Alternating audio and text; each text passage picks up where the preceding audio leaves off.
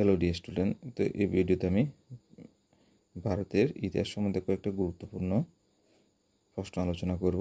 তো তোমরা ভিডিওটি একদম প্রথম থেকে শেষ পর্যন্ত দেখবে।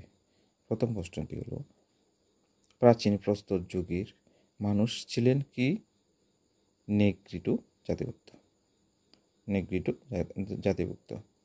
এরপর প্রশ্নটি হলো, প্রাচীন প্রস্তর যুগে মানুষের প্রধান উপজীবিকা ছিল কি পশু শিকার করা? পশু শিকার করা ছিল মানুষের প্রধান উপজীবিকা। ঠিক আছে। এরপর প্রশ্নটি হলো, পশুপালন ও কৃষিকাজ প্রধান উপজীবিকা ছিল নব্য প্রস্তর যুগের মানুষের। এরপর প্রশ্নটি হলো, কোয়েটা শহরের নিকট অবস্থিত ছিল কি বা নিম্নে কোনটি কোয়েটা শহরের নিকট অবস্থিত? এটা হলো মেহেরগড় সভ্যতা।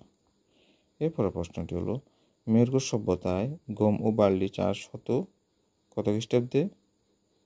খ্রিস্টপূর্ব 5000 অব্দে। এরপর প্রশ্নটি হলো, ভারতের প্রাচীন সভ্যতা নাম কি? মেহেরগড় সভ্যতা। ভারতের প্রাচীন সভ্যতার নাম হলো কি? মেহেরগড় সভ্যতা। এরপর প্রশ্নটি হলো, প্রাচীন ভারতে কৃষক সম্প্রদায়ের আবির্ভাব ঘটে কোথায় ঘটে? এটা হলো বালুচিস্তানে। প্রাচীন ভারতের কৃষক সম্প্রদায়ের আবির্ভাব ঘটে। এরপর প্রশ্নটি হলো, সিন্ধু সভ্যতার বৃহৎ স্নানাগারটির সন্ধান পাওয়া যায় মহেঞ্জোদারো। এটার আনসার হবে মহেঞ্জোদারো। এরপর প্রশ্নটি হলো, সিন্ধু সভ্যতার প্রচলন ছিল না কোনটার প্রচলন ছিল না? এটার আনসার হলো লোহার প্রচলন ছিল না। এরপর প্রশ্নটি হলো, সিন্ধু সভ্যতার উল্লেখ নেই কি মানে কার ব্যবহার উল্লেখ নেই, কেন হবে? আনসার হবে গোরা। এরপর প্রশ্নটি হলো, সিন্ধু সভ্যতার রাস্তা সর্বনিম্ন চড়া ছিল কত ফুট?